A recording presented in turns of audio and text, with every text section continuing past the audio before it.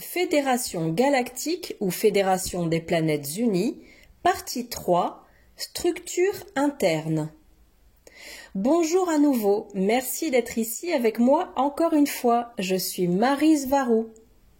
La structure politique de la Fédération est basée sur le modèle andromédien d'une société holistique, parfois mal nommée société holographique.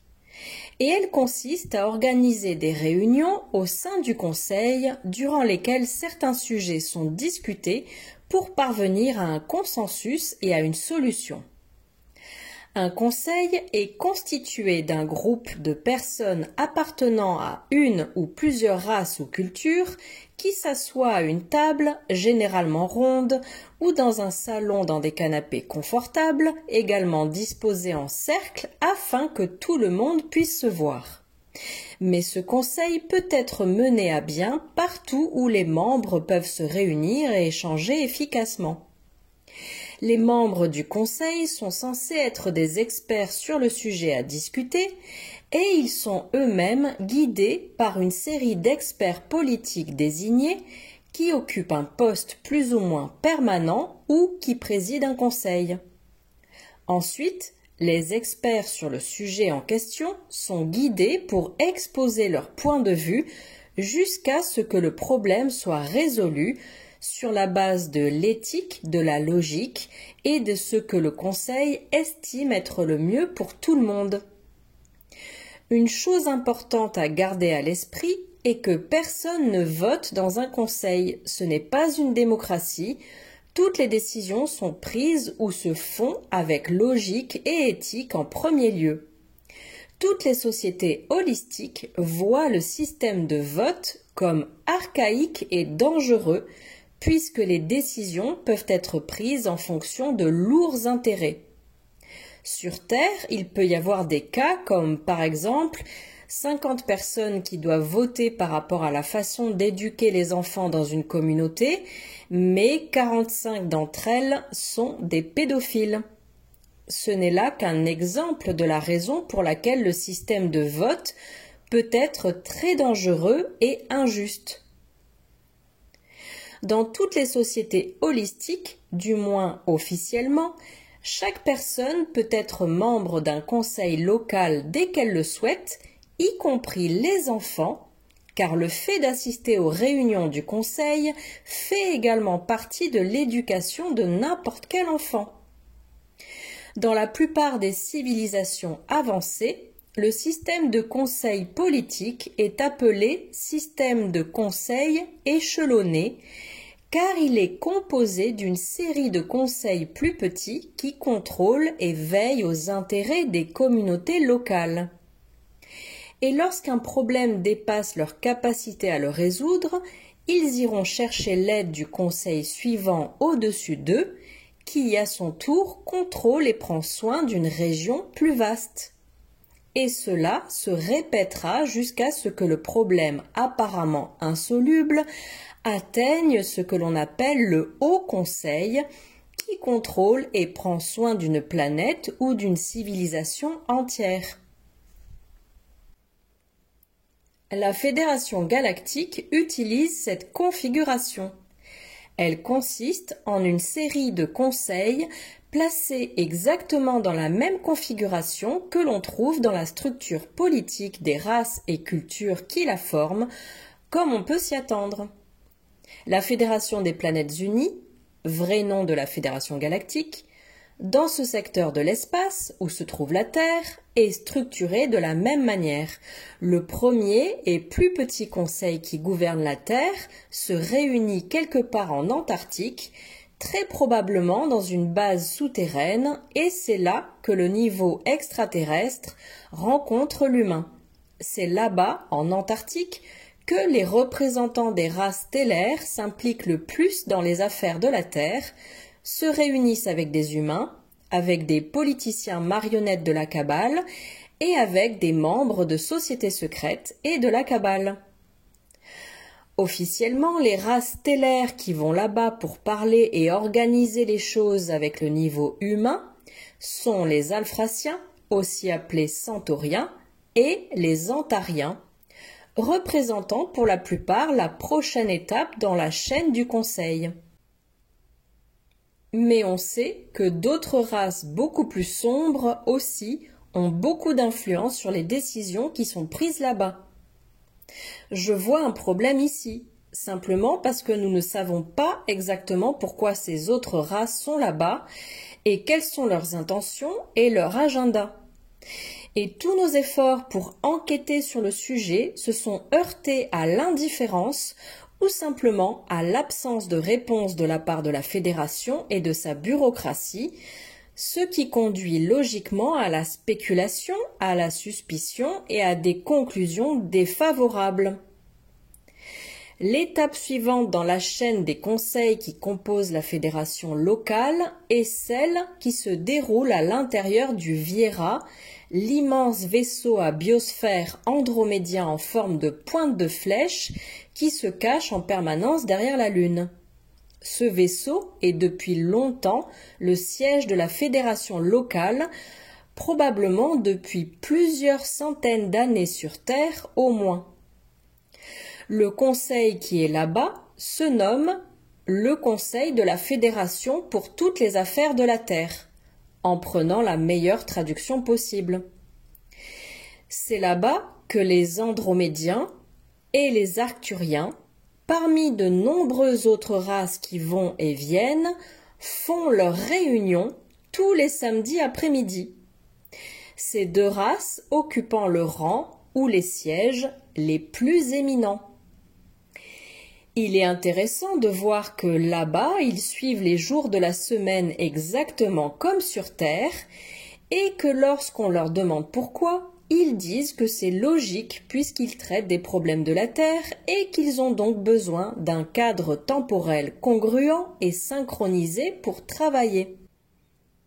La perception ici dans mon groupe du Toleka est que les gens du Conseil des affaires de la Terre sur le Viera sont un groupe d'individus très aimables et coopératifs qui font tout ce qu'ils peuvent pour aider les gens de la Terre et qui sont tous très préoccupés par tous les problèmes et les dangers auxquels vous êtes confrontés.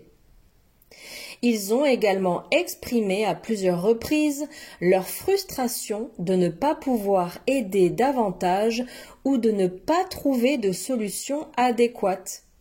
Ils ont également exprimé le sentiment d'être pieds et poings liés parce que les actions nécessaires ne peuvent venir ou ne peuvent être commandées que depuis des niveaux supérieurs à eux, car il leur manque les ressources nécessaires et ils sont pour la plupart relégués à des rôles de conseil et d'orientation.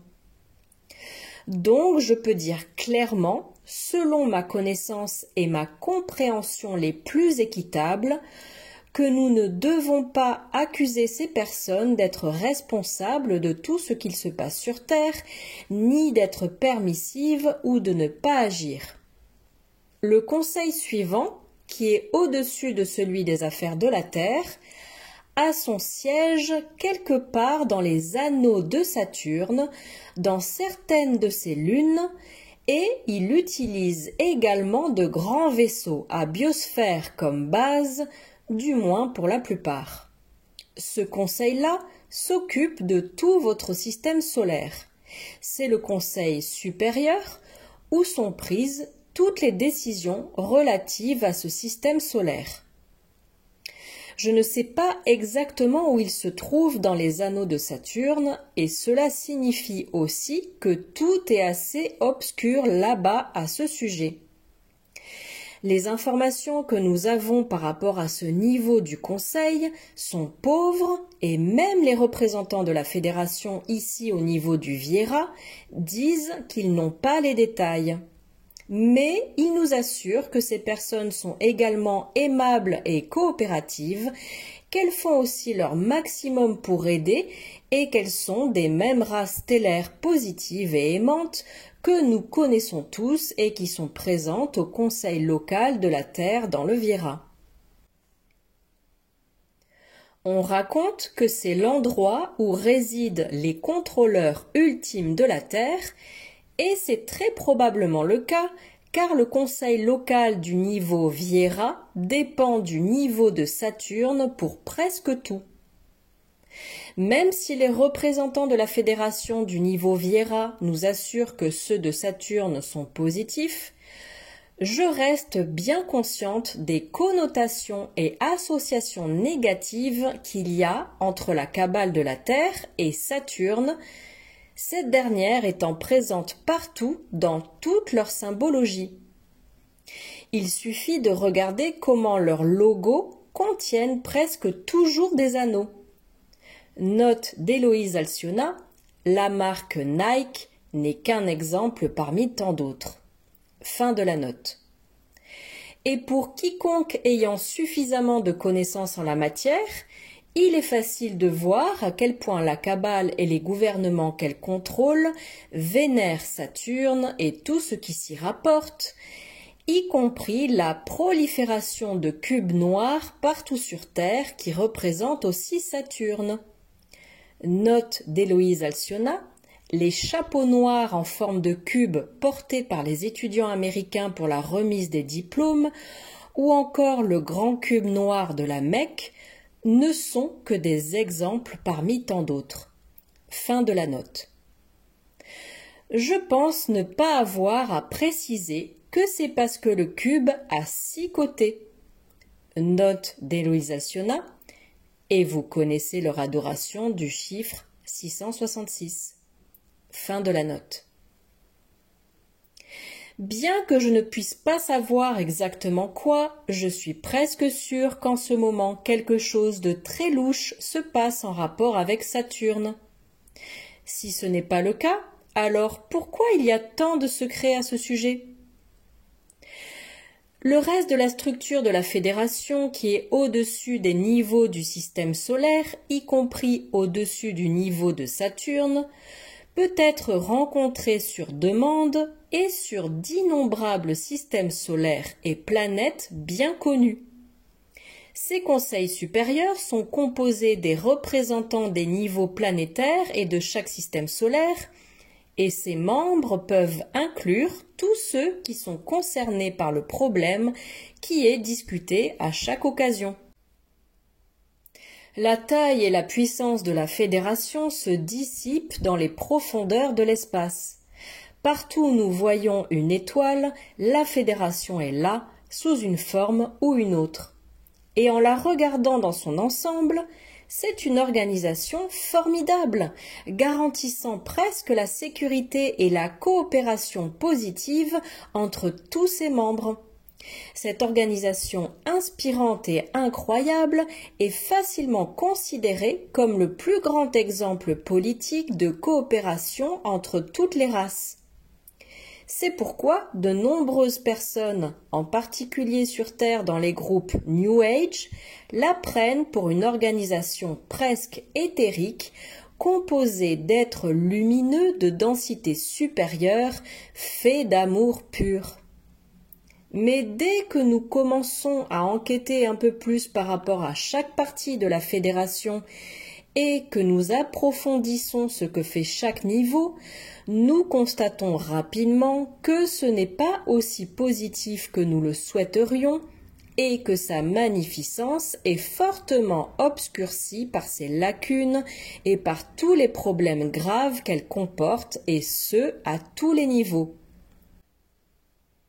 Je sais que la condition humaine pousse les gens à voir la fédération comme un sauveur et que le besoin des humains de croire en quelque chose, en n'importe quoi qui puisse leur redonner espoir, peut facilement les aveugler et les amener à nier des vérités qui sont évidentes mais trop inconfortables. Or, si la fédération est si aimante et si puissante, moi je me demande pourquoi cela leur prend autant de temps pour libérer la Terre comme ils prétendent le vouloir. Et la libérer de quoi ? Ou de qui exactement ? La fédération a un côté très sombre et je partagerai bientôt des exemples de choses que nous avons remarquées ici, mais sans intention aucune d'accuser un membre ou un représentant spécifique de la fédération. Je continuerai de vous parler de ce sujet extrêmement compliqué dans les prochaines vidéos. Merci pour votre écoute. Avec beaucoup d'affection, je vous embrasse. Maryse Varou.